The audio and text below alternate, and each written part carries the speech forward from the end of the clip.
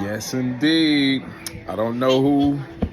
Well, I do kind of know who I'm rolling with because I put money on the line this evening.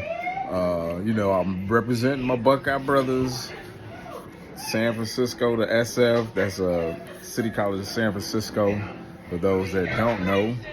But I put my money on Kansas City and the under because I just think, the experience of the Chiefs and defense is going to be kind of disruptive for a quarterback that got nerves and first time Super Bowl. I think, Kansas City might get out there and it might be, tough for San Francisco to catch back up. But, that's what my gut is telling me. I think I took Kansas City in the points and the under for this games. Who you guys got?